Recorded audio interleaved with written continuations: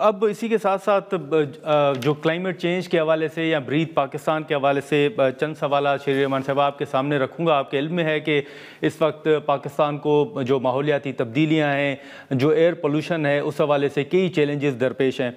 अब don media group की जानिब से जो ब्रीथ पाकिस्तान है, उसी अम्ब्रेला के तहत एयर पोल्यूशन कॉन्फ्रेंस जो है वो करवाई जा रही है 11 अक्टूबर को लाहौर के अंदर। ये अभी भी जो हमने गुफ्तगू की वो क्लाइमेट चेंज के हवाले से ही मामलात हैं जो सिंध और पंजाब के दरमियान एक तनाज़ा सामने आ रहा है। आपकी नज़र में ये जो कॉन्फ्रेंस है वो कितनी अहमियत और बर वक्त एक फ़ैसला है? जी, मुझे आपकी एयर पोल्यूशन कॉन्फ्रेंस का नहीं पता। हो रही होगी, जरूर हो रही होगी। मैं अभी लंदन में थी, वहां मैं इसी चीज पे की नोट कर रही थी, सो आई डोंट नो, लेकिन इंशाल्लाह बहुत बर वक्त होनी चाहिए। नवंबर में अभी से पंजाब में तो शुरू हो गया है सारा मसला। और वहाँ आपने देखा होगा कि हर कोशिश अब करनी पड़ेगी उन्हें कि ये जो एयर शेड है उनका, जिसे एयर शेड कहते हैं, उसको वो सेफ गार्ड करें। बहुत सारी बातें भी की गई हैं। National clean air policy as minister मैंने दे भी दी थी ताकि उस पर एक्शन लें, लेकिन मुझे नहीं पता उन्होंने इस पर क्या पेशरफ्त की। सिर्फ इतना मालूम है कि इंडियन पंजाब से उन्होंने बात करने की कोशिश की थी, जो मैं समझती हूँ जरूरी थी, लेकिन इंडियन पंजाब ने उनको मुस्बत जवाब नहीं दिया। अच्छा, जिन बतौर वजीर जिन पॉलिसीज़ या पॉइंट्स का जिक्र आपने किया, जब बतौर वजीर आपने जब वो इंट्रोड्यूस चीज़ें करवाई, तो आप समझते हैं कि अभी भी वो कंटिन्यू हैं या अभी भी कई चैलेंजेस जो हैं वो दरपेश हैं? जी, बहुत से पटरी से उतर भी गए हैं, साफ बात मैं करती हूँ। और क्योंकि वो आके हर दफा नया कोई पहिया इजाद करने की कोशिश होती है, तो उसमें भी बहुत कुछ मैं समझती हूँ टाइम भी निकल आता है और लोग भी सफर करते हैं। मेरी नजर में जो एयर पोल्यूशन है वो बड़ा सीरियल किलर है जी पाकिस्तान में। इससे ज्यादा लोगों की अमवात होती हैं बजाय टेररिज्म के। तो ये बहुत बड़ी चीज है, दोनों बहुत बड़ी चीजें हैं। तो इसको थोड़ा अटेंशन और तसलसल के साथ एक कंसिस्टेंट पॉलिसी एक्शन लेना होगा।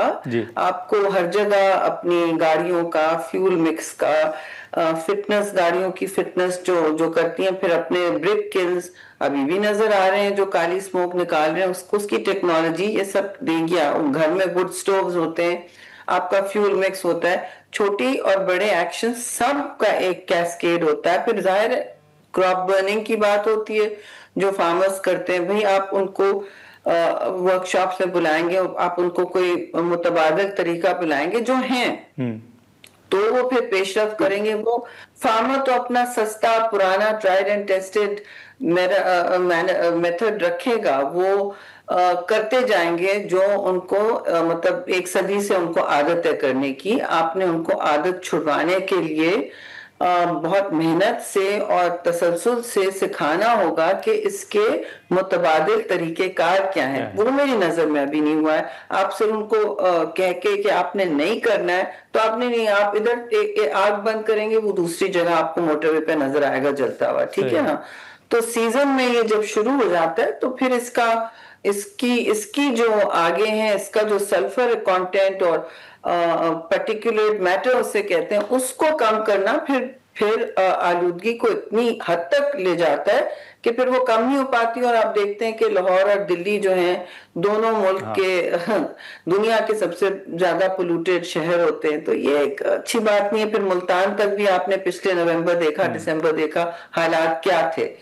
तो जो भी शहर हो, एक्शंस लेना पड़ेगा जी पोल्यूशन के खिलाफ। बिल्कुल बिल्कुल, ठीक है। बहुत शुक्रिया सेनेटर शेरी रहमान साहब आपका वक्त निकालने का। नाजरीन, सेनेटर शेरी रहमान साहबा की गुफ्तगू आपने सुनी, जो क्लाइमेट चेंज के हवाले से थी और जो सियासत के हवाले से जो एक मुस्लिम लीग नून और पीपल्स पार्टी के दरमियान एक तनाज़ा चल रहा है, उस हवाले से उन्होंने अपना मौक़िफ़ सामने रखा।